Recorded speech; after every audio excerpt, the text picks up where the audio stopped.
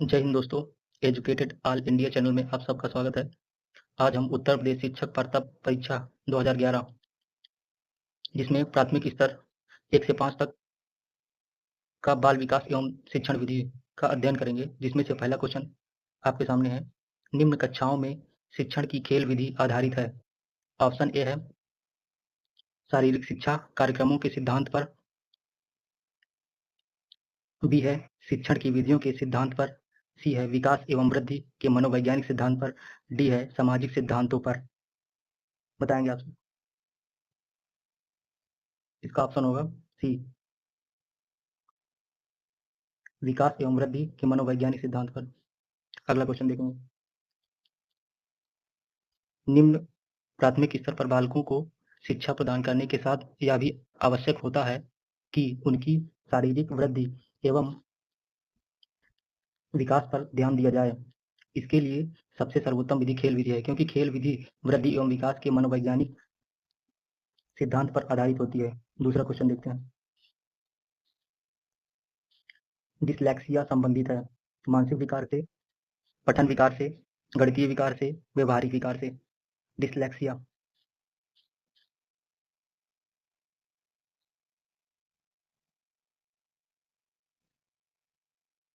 Question number 2, dyslexia संबंधित है पठन विकार से। ऑप्शन सी, डिसलेक्सिया पठन विकार से संबंधित है।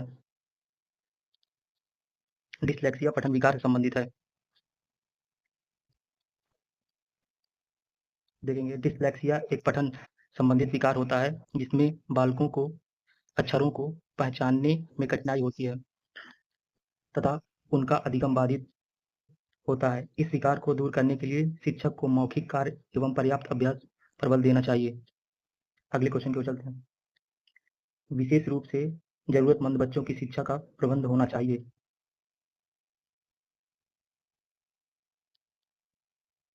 विकल्प ए है दूसरे सामान्य बच्चों के साथ, विकल्प बी है विशेष विद्यालयों में विशेष बच्चों के लिए विकास विधियों द्वारा, सी है विशेष विद्यालयों में, डी है विशेष विद्यालयों में विशेष शिक्षकों द्वारा। अब बताएंगे क्वेश्चन नंबर 3। विशेष रूप से जरूरतमंद बच्चों की शिक्षा का प्रबंध होना चाहिए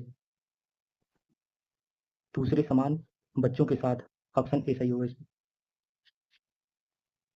देखेंगे, विशेष रूप से जरूरतमंद बच्चों को समान बच्चों के साथ ही शिक्षा देने का आबंध करना चाहिए ताकि अपनी आवश्यकताओं या जरूरतों की पूर्ति के साथ साथ वे सामान्य बच्चों के क्रियाकलापों से भी प्रभावित होते रहें, ताकि भविष्य में सामान्य वातावरण के साथ अपने आप को समायोजित कर सकें।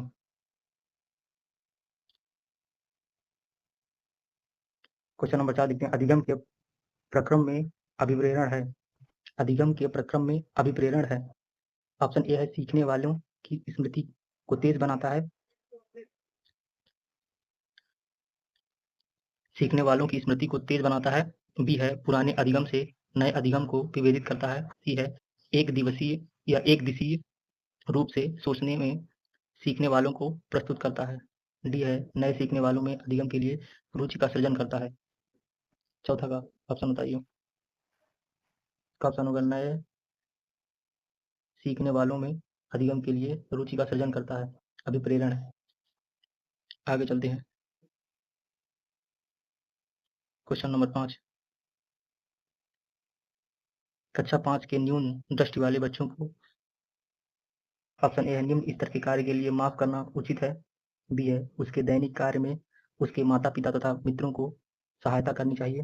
सी है कक्षा में सामान्य रूप से बर्ताव करना चाहिए एवं ऑडियो सीडी के जरिए सहायता प्रदान करनी चाहिए। डी है कक्षा में विशेष बर्ताव करना चाहिए। ऑप्शन करेंगे कक्षा 5 के न्यून दृष्टि वाले बच्चों को।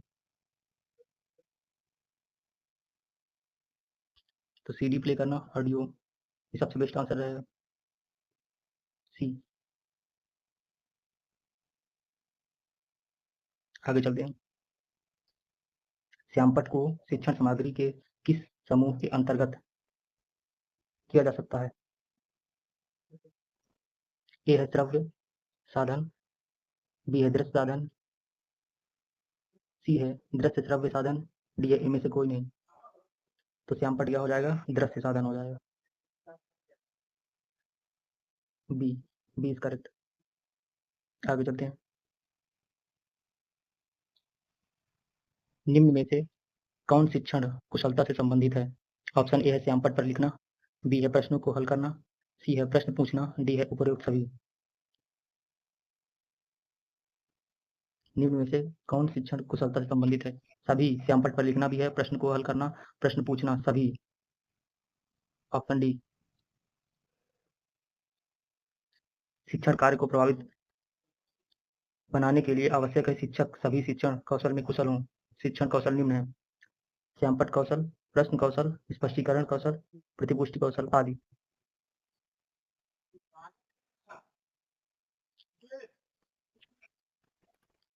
क्वेश्चन नंबर 8 देखेंगे। कक्षा में जो विद्यार्थी प्रश्न पूछते हैं उन्हें, ऑप्शन ए है कक्षा के बाद शिक्षक से मिलने की सलाह दी जाए, बी है कक्षा चर्चा में भाग लेने के लिए प्रोत्साहित किया जाए, सी है लगातार प्रश्न पूछने के लिए प्रोत्साहित करना चाहिए, डी है स्वतंत्र रूप से उत्तर ढूंढने के लिए प्रोत्साहित करना चाहिए।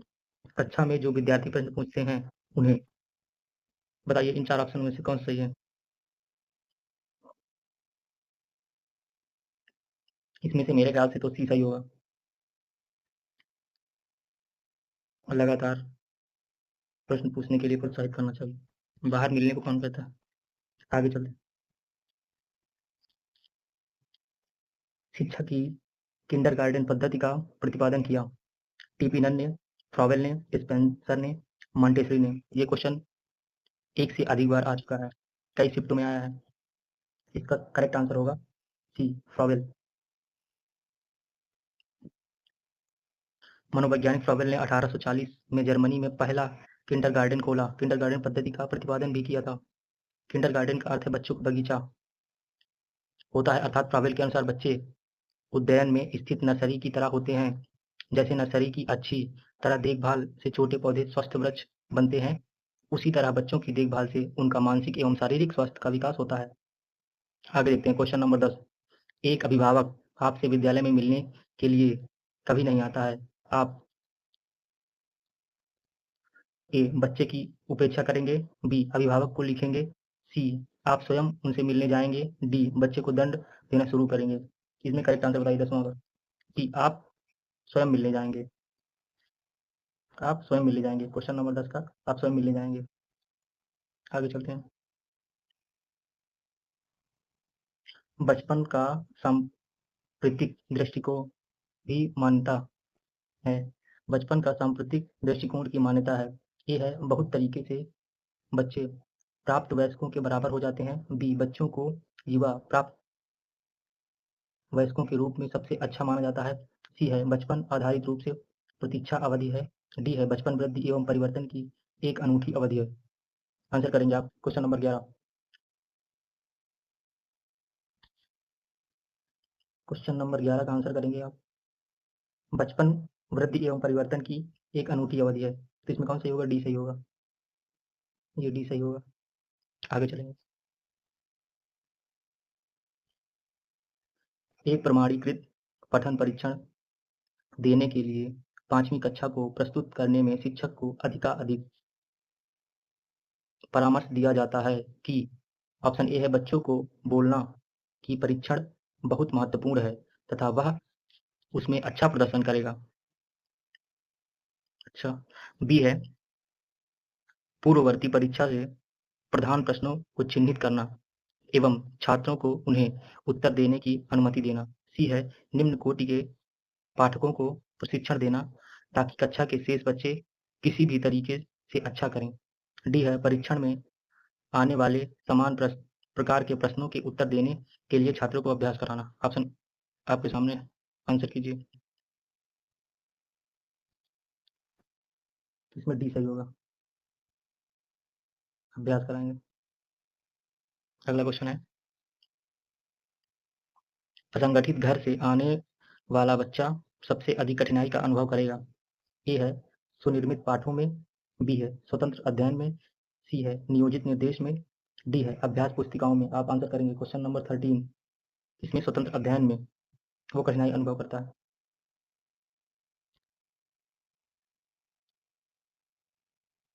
क्वेश्चन नंबर 14 आप देखते हैं कि एक छात्र बुद्धिमान है, आप क्या करेंगे बताइए?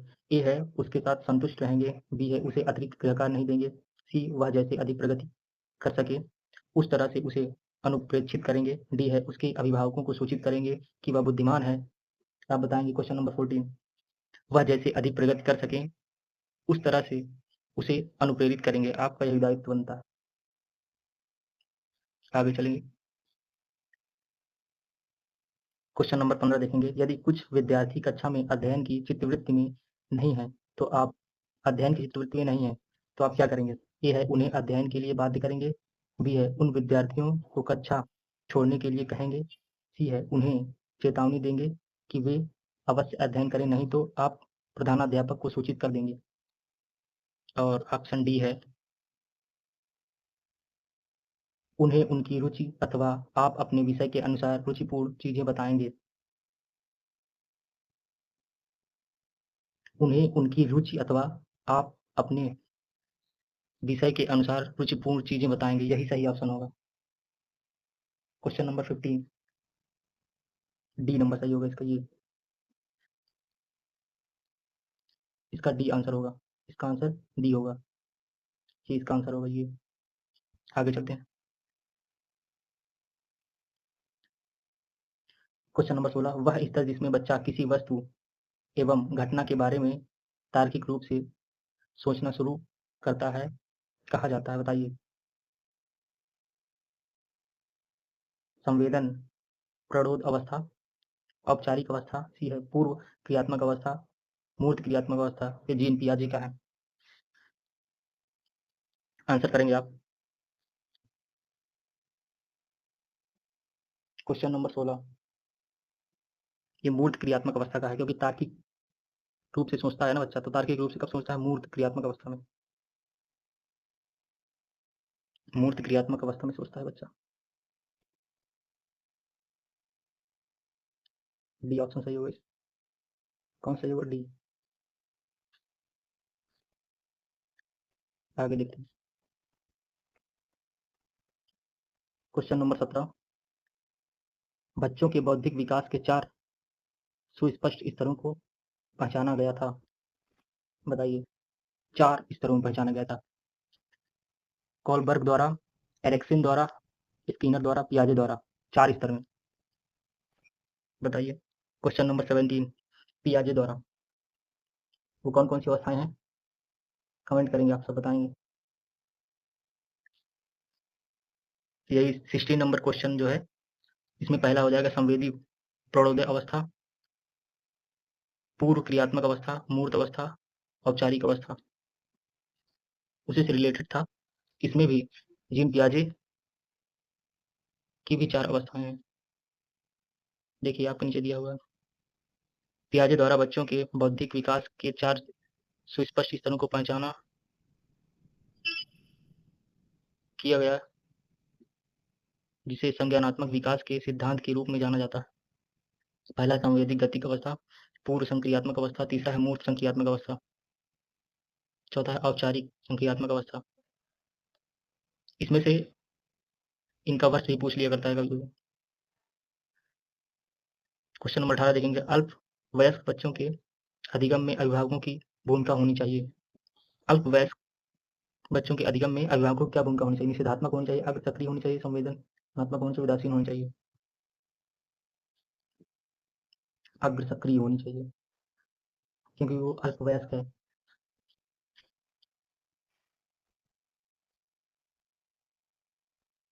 बच्चों के संज्ञानात्मक विकास को सबसे अच्छे तरीके से कहाँ परिभाषित किया जा सकता है? संज्ञानात्मक विकास को कहाँ परिभाषित किया जा सकता है बताइए आप?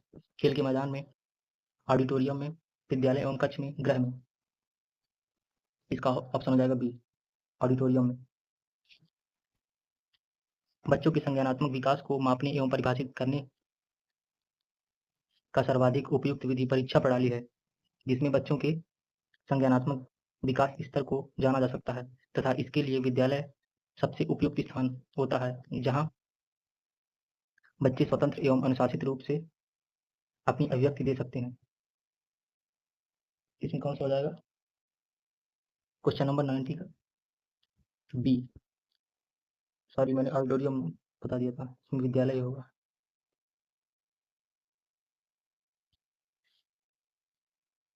क्वेश्चन नंबर 20 देखेंगे। को अनुप्रेरित शिक्षण के एक संकेत के रूप में विवेचित किया जाता है। कक्षा में अधिकतम उपस्थिति। बी है शिक्षक द्वारा दिया गया उपचारात्मक कार्य।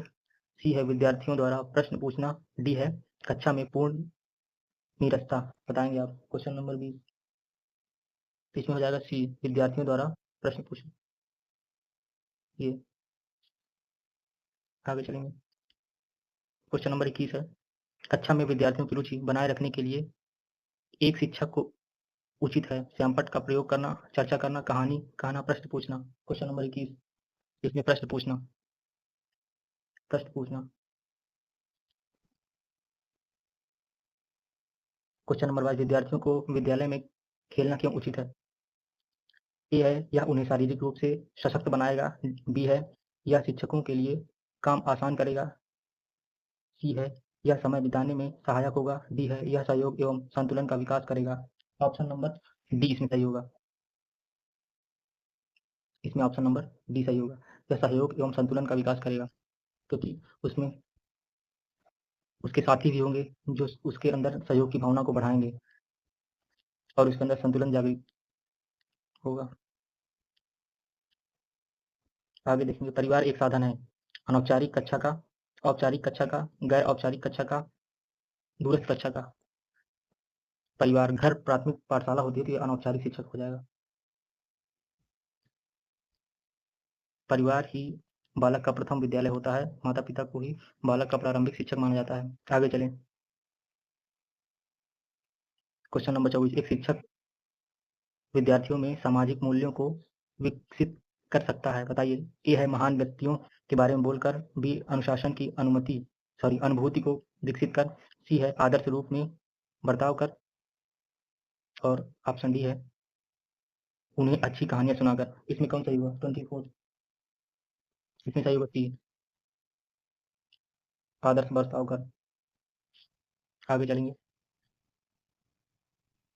एक शिक्षक के लिए सबसे महत्वपूर्ण क्या है? कक्षा में अनुशासन बनाए रखना, कक्षा में समयानुवर्ती होना, विद्यार्थियों की कठिनाइयों को दूर करना, एक सुवक्ता होना। बताइए शिक्षक के लिए सबसे महत्वपूर्ण क्या है? विद्यार्थियों की कठिनाई को दूर करना। ये सभी आंसर कर दिए होंगे।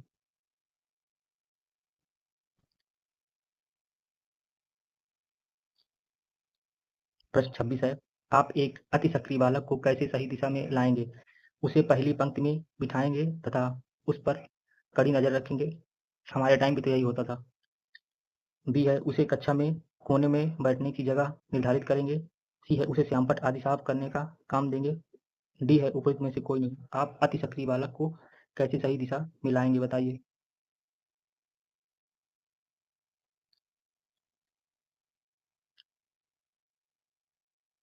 उसे श्यामपट्ट आदि साफ करने का काम देंगे।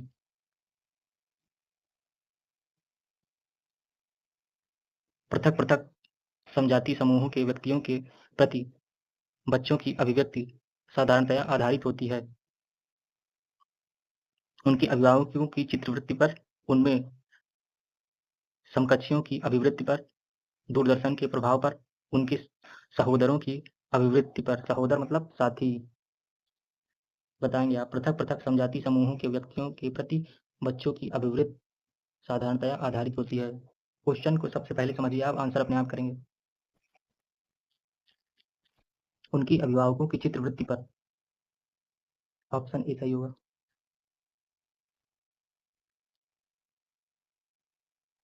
क्वेश्चन नंबर 28 देखेंगे।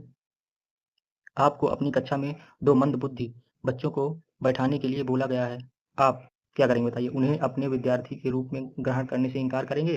प्रधानाध्यापक को उन्हें किसी और कक्षा में जो कि मंदबुद्धि बालकों के लिए विशेष रूप से चिन्हित है में बैठाने के लिए बोलेंगे। सी है ऐसे विद्यार्थियों को सिखाने की तकनीकी सीखेंगे। डी है उपर्युक्त में से कोई नहीं। बताएंगे आप। इसमें देखिए सौखेंगे लिखा है तो ये सीखेंगे है। क्या है ये? सीखेंगे।